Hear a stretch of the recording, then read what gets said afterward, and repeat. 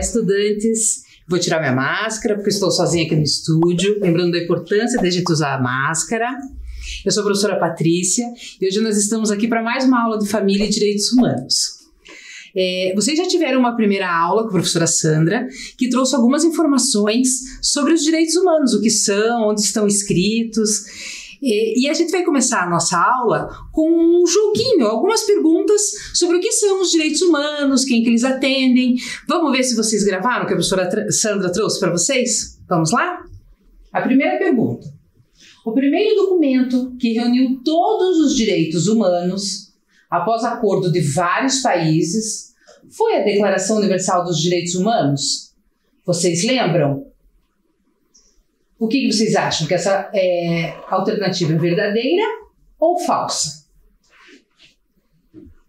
Vamos lá? Ela é verdadeira. O primeiro documento escrito que garantia o direito de todos os seres humanos é a Declaração Universal dos Direitos Humanos. 2. Qual organização que liderou a reunião e elaborou o documento da Declaração Universal dos Direitos Humanos? Letra A, União Europeia. Letra B, Human Rights Watch. Ou letra C, Organização das Nações Unidas. Quem foi a organização responsável por organizar esse documento? Vocês lembram? Vamos lá? Muito bem para quem falou que foi a Organização das Nações Unidas, também conhecida como ONU, né, que foi responsável por juntar os países e organizar esse documento. A terceira. Em que ano foi aprovada a Declaração Universal dos Direitos Humanos? Letra A, em 1954? Letra B, em 1948?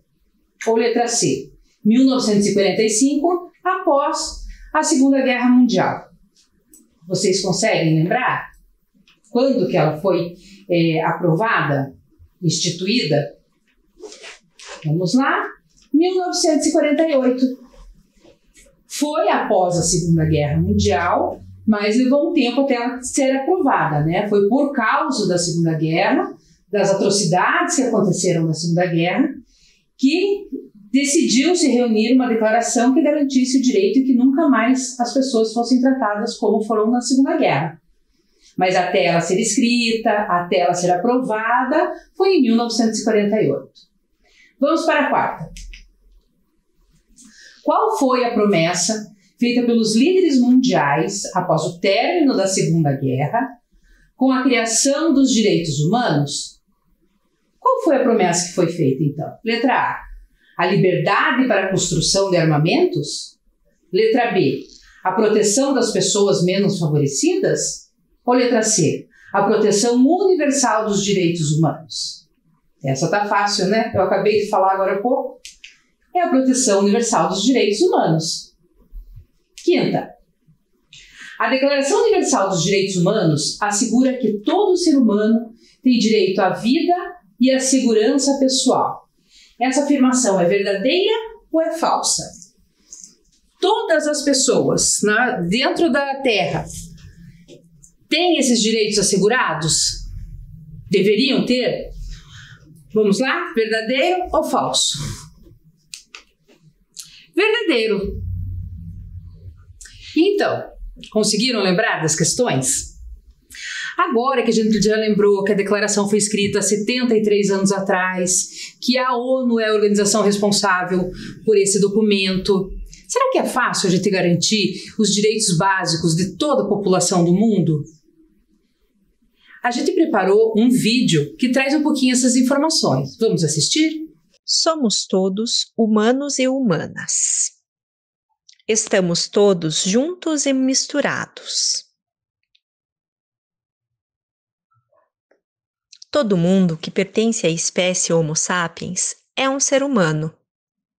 Seja essa pessoa crianças, jovens, adolescentes, homens ou mulheres, idosos ou idosas, pessoas com deficiência ou não, seja oriental, indígena, negro, branco, seja nordestino, sudestino, árabe, ciganos. Com dinheiro ou sem? Com teto ou sem teto? Tímido ou falante? Com crença ou sem crença? Somos tão diferentes, tão diversos e tão iguais. Melhor repetir? Então vamos lá. Todo mundo que pertence à espécie Homo sapiens é um ser humano, e todo ser humano tem direitos. Esses direitos são liberdades e responsabilidades que devem ser garantidas o tempo todo para todo mundo que pertence à espécie Homo sapiens. Essa história é uma adaptação do livro Tem Lugar Aí Pra Mim, de Fátima Mesquita. Muito bem, como vimos até agora, quando a gente vai falar de direitos humanos, a gente abre um leque muito grande, são muitas opções. Hoje, na aula de hoje, a gente trouxe a história de uma mulher que mudou a realidade local do lugar onde ela vivia. Foi a primeira africana a fazer doutorado e a receber uma premiação da ONU. Mas quando a gente fala em África, a gente tem que tomar muito cuidado, porque o continente africano é muito grande, com muita diversidade, nós temos histórias em tempos diferentes. Então a gente vai trazer um pouquinho hoje da história dela, mas para antes de falar da história dela, nós vamos ver aonde fica localizado a África no mapa mundi. Vocês têm aí na tela um mapa mundi, vocês estão percebendo? Ele está comum ao que a gente vê ou vocês percebem alguma diferença? Podemos dizer que ele está de ponta cabeça, né? Conforme a gente está habituado a ver na escola. Mas será que é errado representar o mapa dessa maneira? Como a Terra é redonda, a gente pode ver ela de diferentes ângulos. Na Austrália, por exemplo, esse é um mapa comumente usado, porque assim a Oceania fica no centro do mundo. Então não é errado a gente representar o mapa dessa maneira, apenas muda a perspectiva e o ângulo que a gente está vendo os continentes. E com o mapa dessa maneira, vocês conseguem localizar a América do Sul, onde fica o Brasil? Nós temos a América do Sul e gostaria que vocês localizassem também a África. Conseguem localizá-la? Entre a África e a América do Sul, nós temos o Oceano Pacífico, Atlântico. Qual é o oceano que aparece ali? É o Oceano Atlântico. Vamos lembrar que é redondo, aqui nós fizemos o recorte para planificar, para facilitar a leitura. Nesse outro mapa, a gente trouxe a África dividida em 5 grandes regiões. Assim como a América é dividida em América do Norte, América do Sul, América Central, o continente africano também é dividido em grandes regiões, como a África Ocidental, a África Central, a África Setentrional e a África Oriental. E a África Meridional. A história da Wangari Maathai que a gente vai trazer, ela é africana da região da África Oriental. Ela nasceu no Quênia. Então vamos ver lá, novamente no mapa, aonde fica o Quênia, dentro da África. Aqui a gente tirou uma foto do Google Maps, que dá para a gente fazer a aproximação dos lugares, né? E ver o mundo todo em 360 graus. Na próxima imagem, a gente tem a distância de Curitiba, que a gente pôs ali numa região como se fosse Paraná, ali aproximadamente, dentro do Brasil, indo até o Quênia. Muito bem, agora que nós já destacamos então a localização do continente africano, onde fica o Quênia, a distância do Brasil com o Quênia, nós vamos conhecer a história da Wangari Maathai. Eu trouxe a biografia dela e a gente retirou desse livro, Histórias de Ninar para Garotas Rebeldes. Eu vou pôr na tela e se vocês quiserem acompanhar comigo, vocês acompanham a leitura. Diz assim, Wangari Maathai. Era uma vez, no Quênia, uma mulher chamada Wangari. Quando no entorno de seu vilarejo os lagos começaram a secar e as correntezas a desaparecer, Wangari soube que tinha que fazer alguma coisa. Ela convocou uma reunião com algumas das outras mulheres. O governo cortou as árvores para abrir espaço para fazendas e agora precisamos caminhar quilômetros para conseguir lenha. Uma delas disse. Vamos trazer as árvores de volta, exclamou Angari. Quantas? Perguntaram. Alguns milhões devem resolver, respondeu. Milhões? Você está louca? Nenhum viveiro é grande o suficiente para germinar tantas. Não vamos comprá-las de um viveiro. Nós as cultivaremos nós mesmas nas nossas casas. Então, Angari e suas amigas coletaram sementes na floresta e as plantaram em latas. Regaram e cuidaram delas até as plantas terem 30 centímetros. Depois, plantaram as mudas nos seus quintais.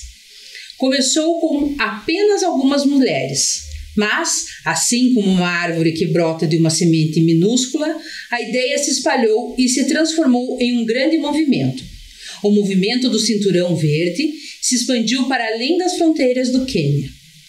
4 milhões de árvores foram plantadas e Wangari Maathai recebeu o Prêmio Nobel da Paz por seu trabalho.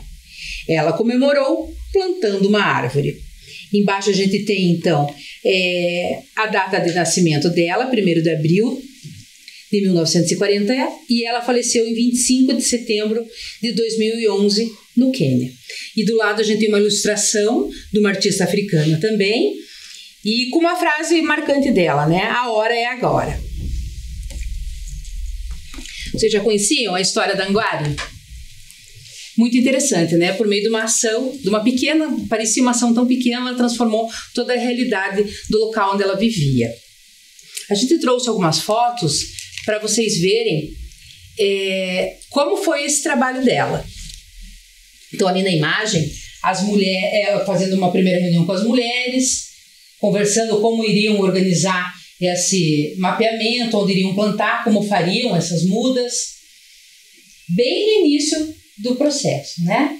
Aqui já algumas mudas já com 30 centímetros, conforme ela tinha falado. No dia 3 de março, o Dia do Meio Ambiente da África, estabelecido pela União Africana, também marca o dia de Wangari Maathai. Em 2004, a professora Wangari Maathai se tornou a primeira mulher africana a receber o Prêmio Nobel da Paz, por sua contribuição para o desenvolvimento sustentável, a democracia e a paz.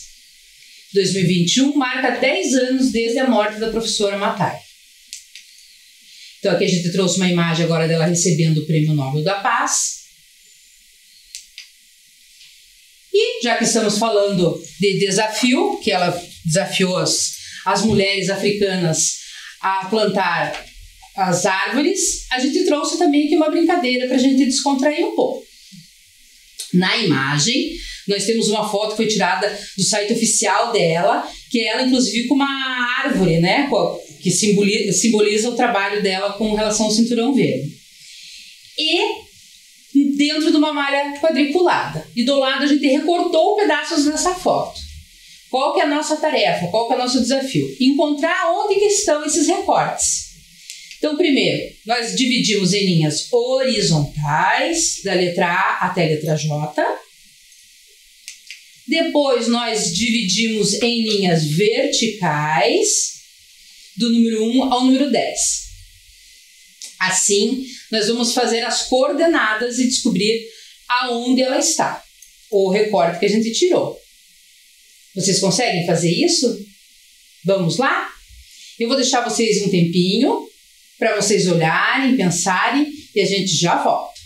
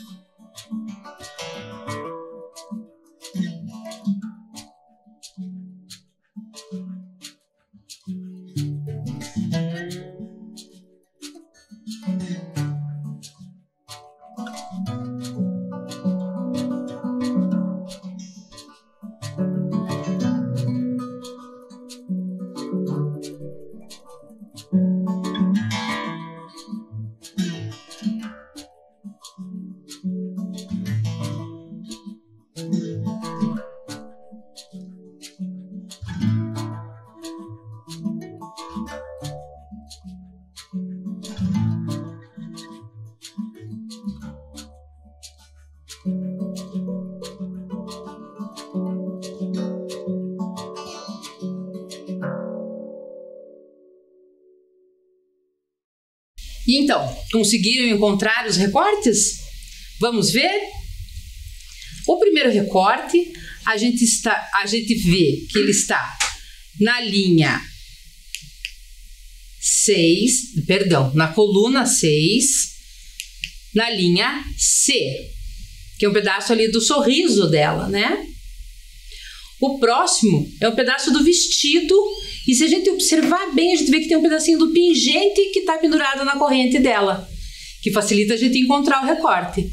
Então agora a gente viu que ele está no 5 e... Vamos ver a próxima?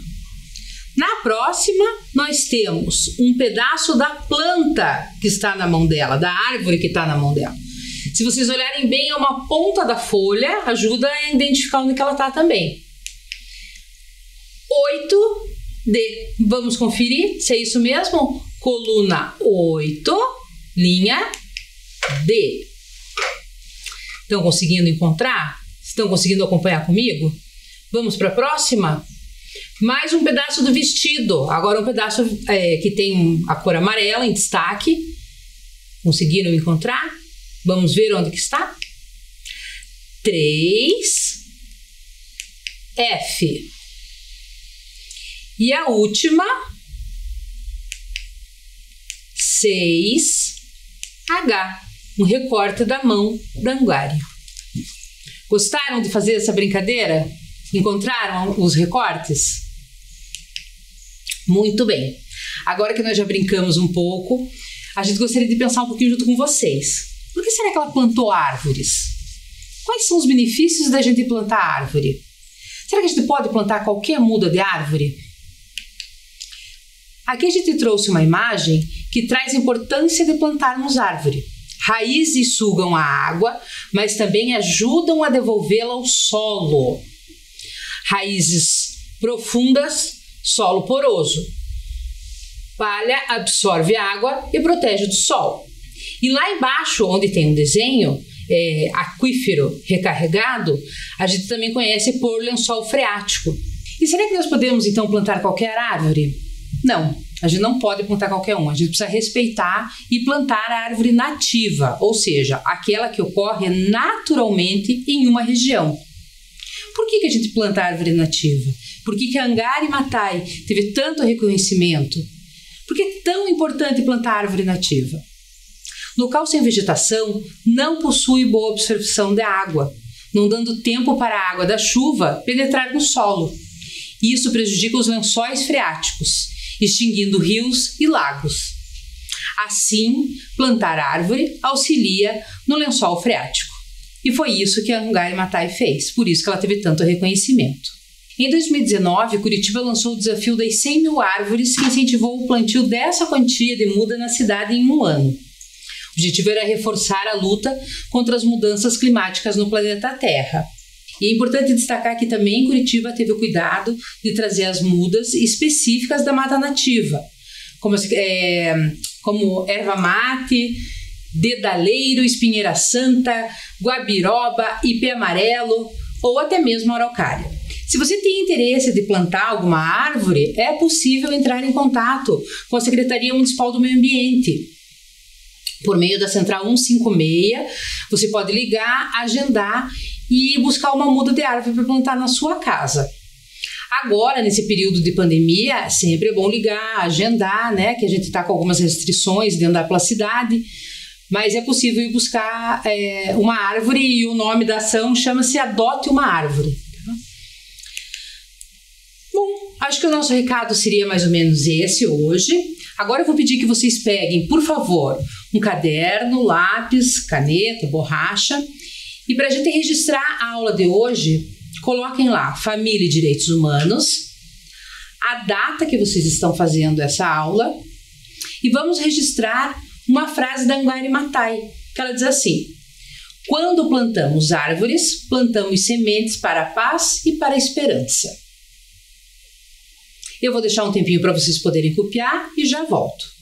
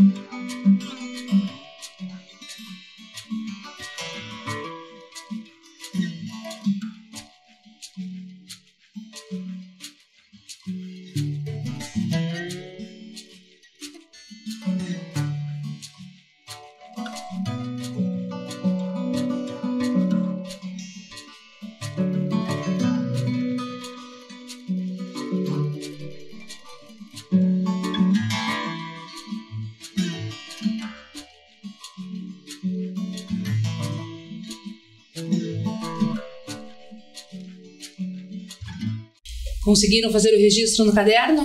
Agora que vocês já registraram, eu vou convidar vocês a ouvirem a história completa da Wangari Maathai. Nesse livro, Plantando as Árvores do Quênia, traz a história dela desde a infância até quando ela construiu o Cinturão Verde. Eu vou pedir para que vocês prestem bastante atenção e eu já volto para propor mais uma atividade para vocês. Vamos lá? Plantando as Árvores do Quênia. A história de Wangari Maathai, de Claire Nivola.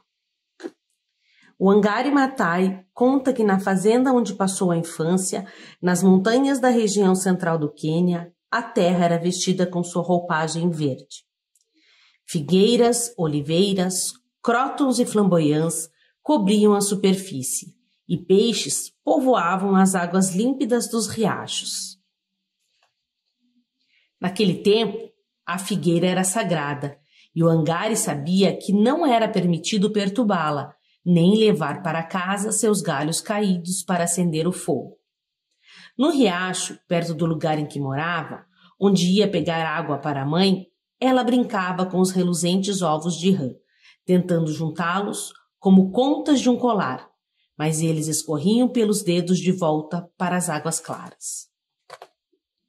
A beleza do Quênia, em que havia nascido, preenchia seu coração quando partiu para cursar uma universidade dirigida por freiras beneditinas nos Estados Unidos, longe, longe de sua casa.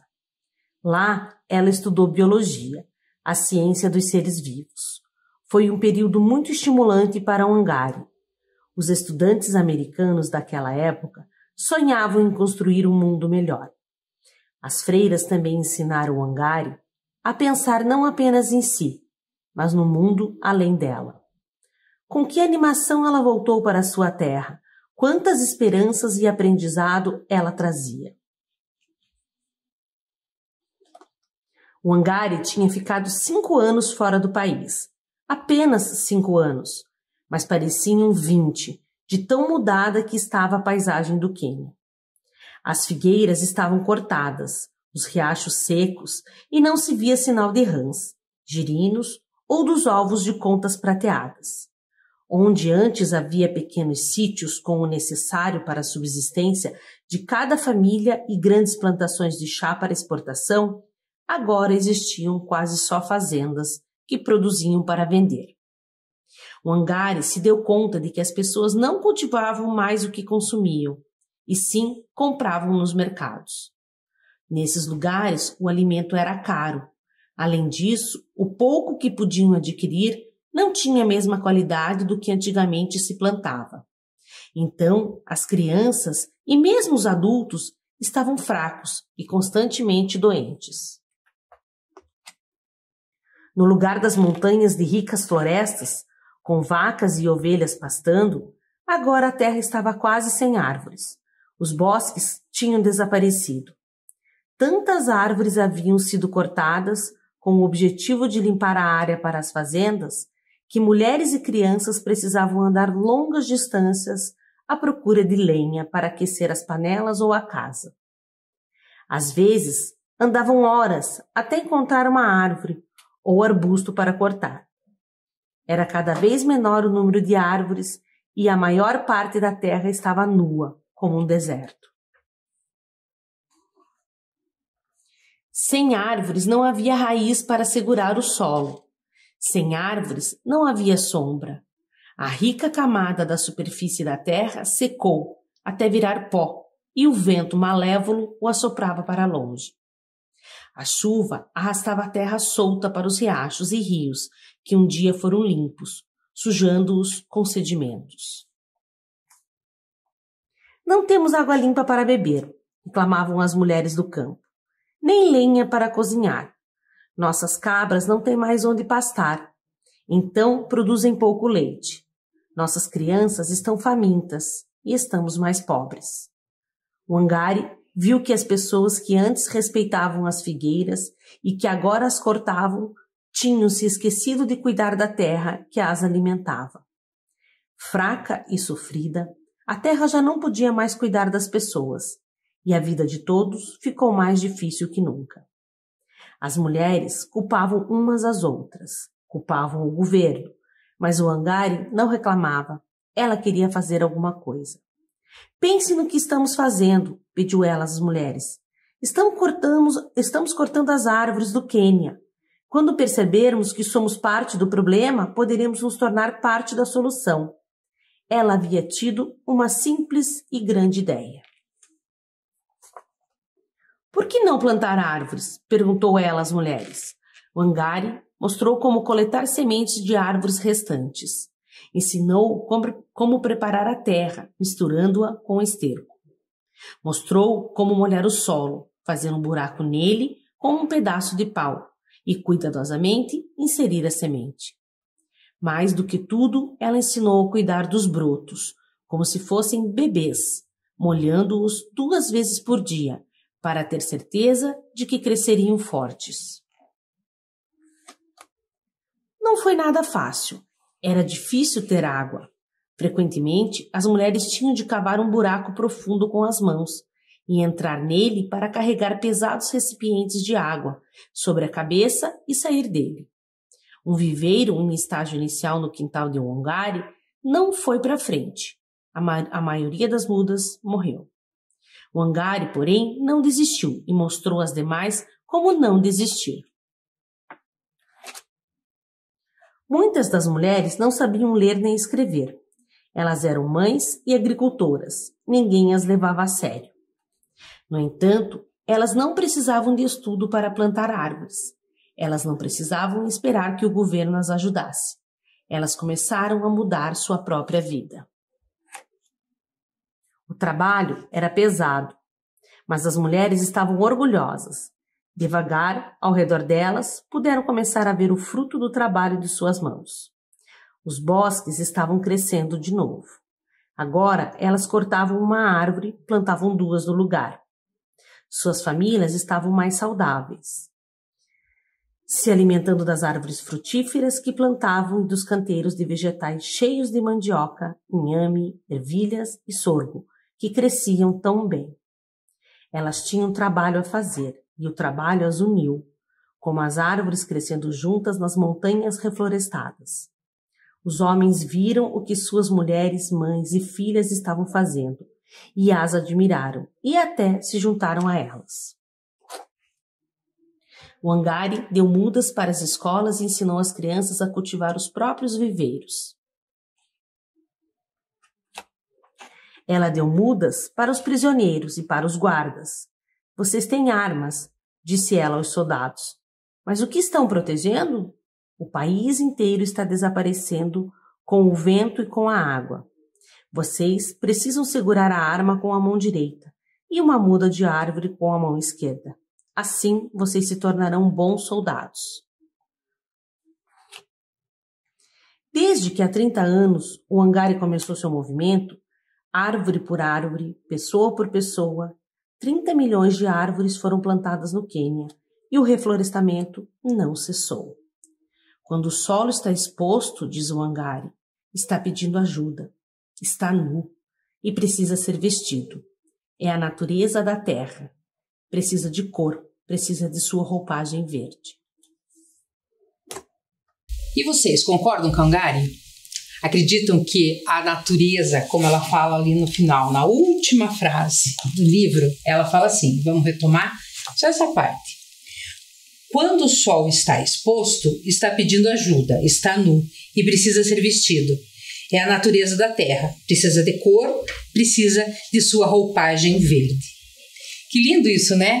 Então aqui a gente trouxe a história dela, porque justamente ela trouxe cor para o lugar onde ela vivia, né? Ela voltou a arborizar a região onde ela vivia.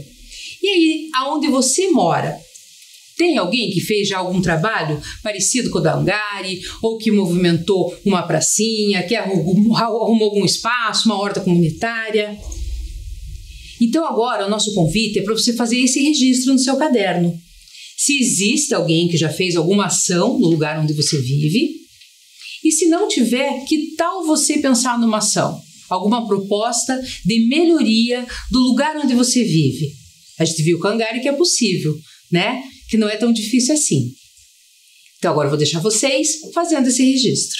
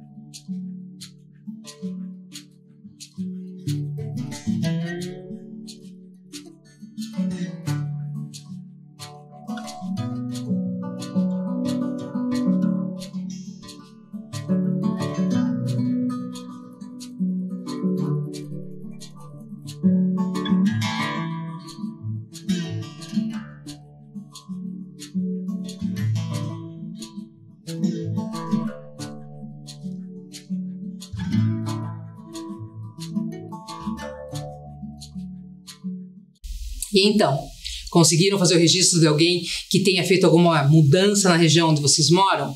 Ou vocês conseguiram pensar alguma ação que seria interessante fazer no bairro, na rua de vocês?